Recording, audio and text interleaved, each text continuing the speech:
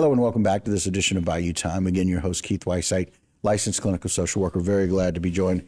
Friend and colleague, Trooper Russ Brennan. Trooper, thanks for joining us once again. Yep, thank you. It's one of those things where we talk about some of the difficulty, but there's also the excitement, right? Yeah. You guys are so involved about making sure that we're helping younger people, younger boys and girls, teenagers, get their license and get their driver's license and permit. Let's talk a little bit about some of those things. Yeah, so a lot of freedom that comes with a new driver on the roadway. You don't have to ride with your parents anymore, right? You get to hang out with your friends and stuff like that. But with that freedom comes a lot of responsibility as well. Yeah. Statistics show that your first year of driving, you're 3 times more likely to get involved in a crash than any other year of your life, just because it's something new that you're starting. Same thing with sports. You start a sport or you start an instrument, you're not that great whenever you start. It takes time, it takes practice.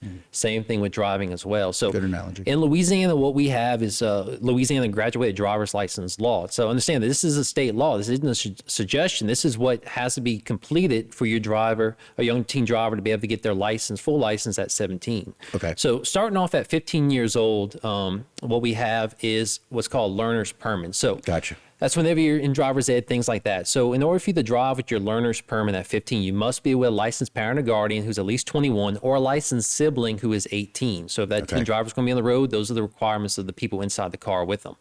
No cell phone use. As we know, cell phone can be a distraction, not only the texting and the music and stuff like that, but even having that conversation on the phone could be a form of distraction. So it might be Bluetooth hands-free, but it still can be a distraction. So no cell phone use. So no cell phone use at all. Correct. 15-year-old At 15. with somebody in the car. Gotcha. Now, this is something that a lot of people either they don't realize or they kind of fudge the numbers on. We see you must complete 50 hours of supervised driving with a parent or guardian, and 35 hours at daytime, 15 hours at night.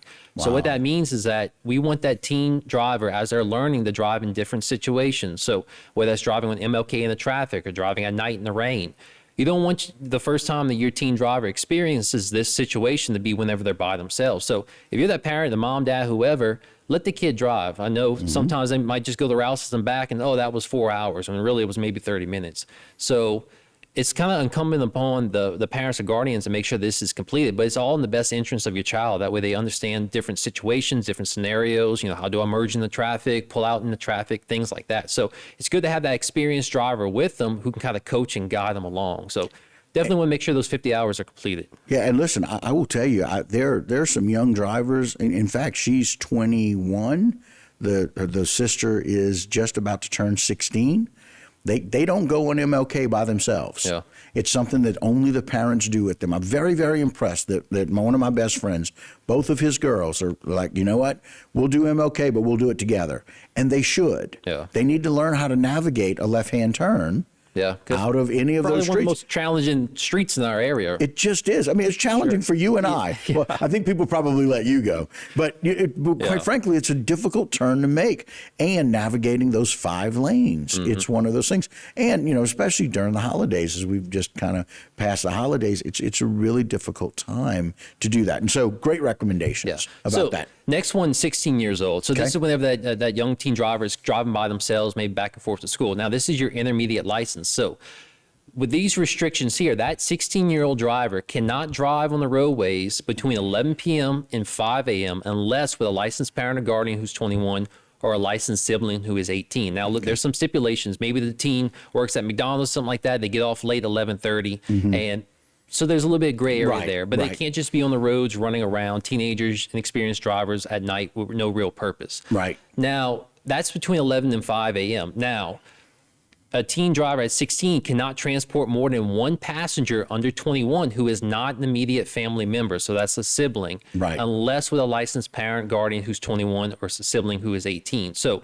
after 6 p.m., I didn't include it there, but after 6 p.m., that teen driver can only have 1 person under 21 who is not an immediate family member. And the reason why we reduce the amount of passengers is it reduces distractions. We'll talk about that in the next slide. Okay. And once again, no cell phone usage as well. Right. And you also have, as a 16-year-old driver, you have to make sure that everybody inside the vehicle is properly restrained. So not only can that person not wearing a seatbelt get a citation, but that 16-year-old driver can get a citation as well for not ensuring that his passengers are buckled up. Yeah, and it's their responsibility. Correct. You got to make sure that it's their responsibility. Most definitely. Okay. And of course, next level 17, that's whenever, so back up a little bit. So why we reduce the amount of passengers inside the vehicle? Well, statistics show that even just one person inside the vehicle. So let's say you got a teen driver between 16 and 17. Whenever you have somebody who's under 21 as a passenger in their vehicle, the chances of getting involved in a fatal crash increases by 41%.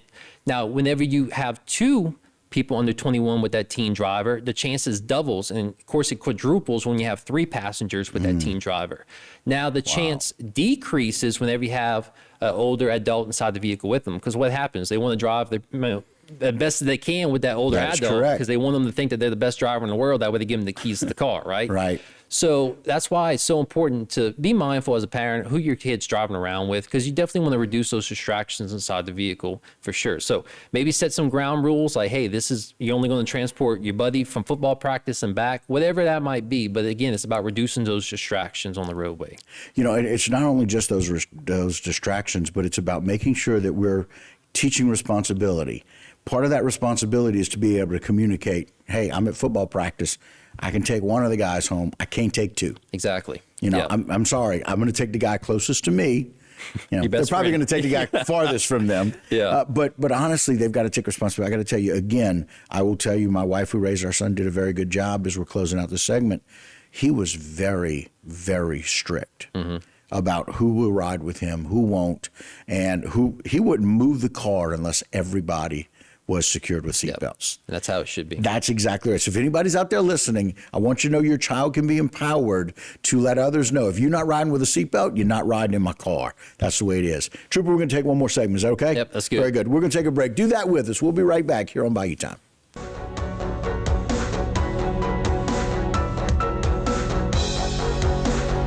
Today's social media segment is brought to you by Parabon General Health Systems, modern technology, and timeless caring. Rouse's, you're either local or you're not. Buick, the craft of modern luxury. St. Martin and Bork, know your rights. South Louisiana Bank, it's better when we bank together. Waits and Downer, attorneys at law. Terrebonne Ford, built Ford tough. Alford and Associates for all of your insurance needs. CIS, Cardiovascular Institute of the South, the highest quality cardiovascular care available. Barker Honda, the Barker family tradition of quality.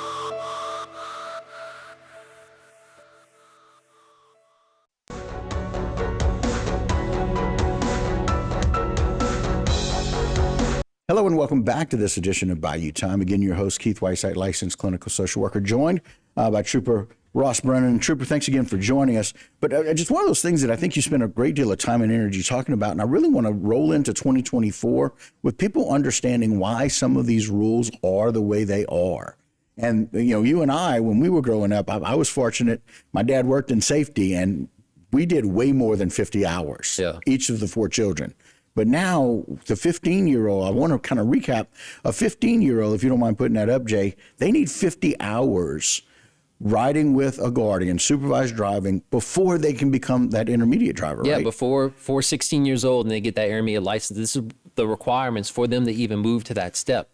And so they should be learning this whenever the students are in driver's ed. Right. But it definitely takes an active parent or guardian that should also be knowing what they're learning as well and make sure that they're following it. State Farm has an app that you can download where you can actually track digitally on your phone those hours and things like that. So they make it super easy for you to do. And it's definitely something you don't do disservice to your teen driver by lying on these numbers, and definitely try to give them that experience on the roadway. Right, it's necessary. And then that intermediate driver, Jay, one more time. That intermediate driver, again, no cell phone use for the 15-year-old, no cell phone use, including hands-free. The phone should be left at home. They don't need it.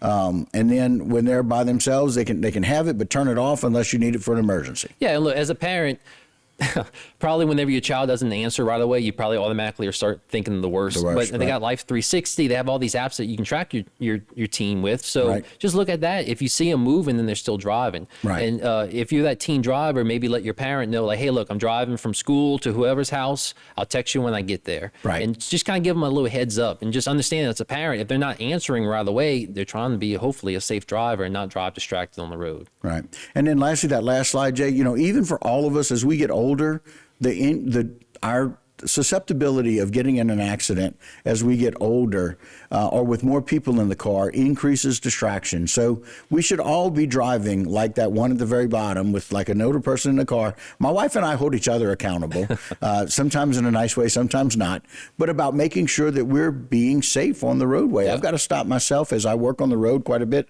much like yourself, Ross. I've got to remind myself, hey, be safe, do this later. Focus on this later, because even distracted thought can make a difference. And so I'm appreciative of the numbers about young passengers in the car and what that represents. Yeah, most definitely. Like, you know, it's not always cell phones, it's not always something that you would traditionally think as a distraction, but people can be as well. So again, it's all about just make sure that all roadway users are safe, but especially these teen drivers as they're learning to drive. I like it. We want 2024 to be a wonderful experience for all 15, 16, and 17-year-olds. I want to be able to have an exception to the rule next year, and when we start 2025 to say, oh my gosh, we did it. We had 0 fatalities, and boy, won't that be a celebration. But as we look back, we've had an interesting 2023. You talked about some of the statistics that maybe we can talk about. Yeah, so 2023, unfortunately, during the Christmas holiday weekend, now this is statewide, all departments, there were 7 fatal crashes investigated, resulting in 8 deaths. Now, this is preliminary numbers, and you could have somebody who passes away from their injuries later on. But that's just during the holiday weekend. Now, for 2023, the preliminary numbers are showing that there were 718 people killed on our roadways. That's a lot of people. And that's way easily too many. could have been prevented, as we talk about alcohol impairment and restraint use coming up. But the most staggering number is that 58,600 people on the roadway were injured in crashes. So almost 59,000 almost 59,000 people injured in our state alone in injury crashes. So, you know, that could be something as minor as a few cuts and bruises all the way to the severe life-changing injuries where had to learn how to talk again, how to walk again. So unfortunately, these crashes, they can all be preventable. Of course, in our Troop C area, we've investigated 30 fatal crashes resulting in 35 deaths. Now, going back to those statewide 718 deaths on the roadway, 262 of those involved alcohol impairment with a driver involved. So you figure if those alcohol impaired drivers weren't even on the roadway, you can reduce almost 300 of those potentially from even occurring. So again, preventable crashes easily could have been prevented. 40%. Exactly. The largest group of impaired drivers on alcohol was 25 to 34-year-old individuals, and not far behind that was 35 to 45. So definitely got a lot of work to do, especially in that age group there. Now, restraint use, out of those 718 deaths, 300 were not restrained. So again, maybe if they had a seatbelt on, easily could have been, you know, maybe a minor injury versus a severe, life-threatening or fatal injury that occurred. Yeah, and again, it's just these things, the laws are in place for a reason. There's a lot of statistics. There's a lot of research behind it. We just need to follow through what it says. I mean, it's pretty obvious that these things are what we need to follow, and that's why y'all have the number of programs that y'all do. Look, we do. And one of the hardest things that we do at State Police, I don't wish it on anybody, is go and knock on that family's door. Whenever you're walking up, you see the cars in the driveway, you know that you're about to go basically ruin somebody's life for the rest of their life by making that death notification because their loved one involved in the crash. And that's one of the hardest things that we do at State Police to go do. And at the end of the day, it could have been prevented, whether it's not an impaired driver or wearing a seatbelt or not driving distracted or whatever that might be, whatever led up and caused that crash from happening. If something better would have happened in the course of the events prior where that didn't occur, then we wouldn't be making those notifications. So definitely coming into this new year, we want to reduce those notifications to families. Just want to make sure that everybody has a safe and happy 2024, and it all just comes down to us making those right choices on the road and us all working together to help reduce these numbers. Well, Trooper Brennan, I can tell you, I would love for you to be able to come on and tell me about the next event that you have, and then after that, come and tell me about the next event that you have, and we don't have these kinds of meetings that start with a fatal crash. And I know that that's a large, optimistic view. I just want us to keep getting better, and I would love to not have to do that. I can tell you as a social worker, I'm the one that's dealing with that fallout thereafter. And you're right. It is the most difficult thing to do, is to go and tell somebody that their loved one lost their life because of something that was preventable. Exactly. We appreciate all that y'all do. We certainly appreciate all of your information as information officer, and thank you for the hard work. Thank you for having us on. All right. Guys, that'll do it for this particular segment. Don't go anywhere. A lot more Bayou time right here on HTV.